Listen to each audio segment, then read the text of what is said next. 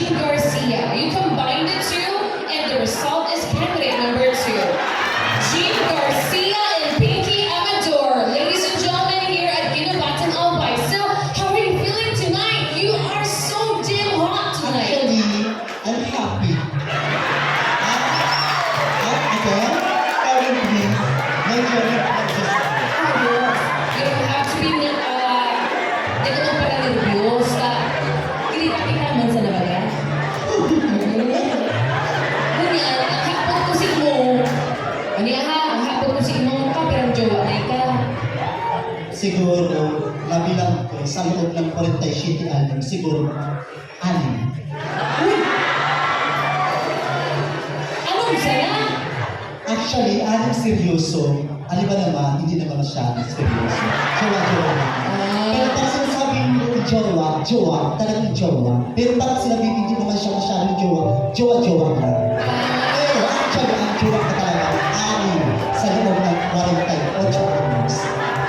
Tuman sa anong na pinakaseryoso mong jowa sa 47 taon na nabubuhay dito sa Kinabalu. Sisay duman ang pinaka-pinadaba mo. Duman sa ano, sisay duman ang pinaka-rin mong maninigawan na ikapraisip mo siya kada bang dito.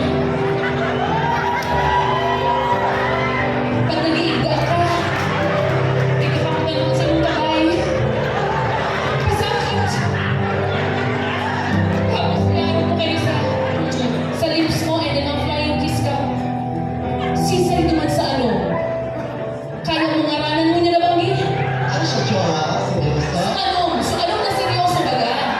Sa loob ng 47 anyos, nabubuhay ka sa Kinabalu, sabi mo sisay naman ang pinaka duman sa ano. Na di mo malilingawan na masasabi mo na ano man ang mangyari sa kupon man kita ng ibang mga manlulupig. Siya man tiraray ang loob sa iyong puso. Sisay siya. Actually, nasa Manila siya ngayon. Nag-award siya, bodyguard siya po siya ng politiko. Ano da? Bodyguard siya po ng politiko. So, gusto mo siya kung paano siya magputok. Kibadi. Bodyguard siya.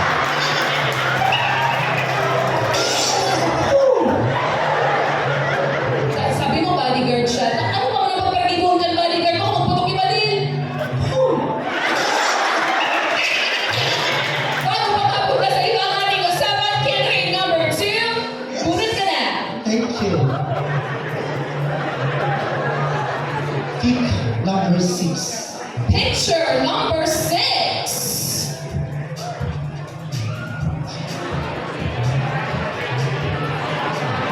Mom, excuse me. You know, I answer that question picture. Ano naman, may sasabihin ako sa iyo, ilan po ang beauty ng first porsyento? Okay. Sa beauty, sa preliminary round, if I'm not mistaken, 60%. Tama? Okay. 60%. Sa intelligence, 40% lang naman. Actually, ang Ayan, beauty po, siguro naman doon, yun naman kayo malilibulit sa akin. Siguro naman din sa pag-istorya mo, mga judge, hindi ka tutulog ang Diyos. Tagaan mo ang Diyos, walang pangit sa kalaban. Yun lang ay galit sa puso. Hindi naman masyadong, actually, siguro sa akin, picky, katulad ko. Diba? Ang pagiging picky ay hindi... Bakit? Sige. Katulad ko sa sarili ko, ang pagiging picky, hindi naman masyadong masama. Kunwari, nasa tayo anak ko, nakatindig ako, hindi naman talaga akong tunay na babae, isa akong picky. Ngayon, isa akong picky. Right? Naniniwala kayo isa akong picky dahil hindi naman ako tunay na babae. Sapagkat naniniwala ako, ang tao sa mundo ito ay may buong sa langit. Ang lalaki o kaya babae, ang babae para sa lalaki, ang lalaki para sa babae. Sapagkat ang bakla o lalaki, dahil isang ang pagkatao. Diyos mabalo sa inyo. 40%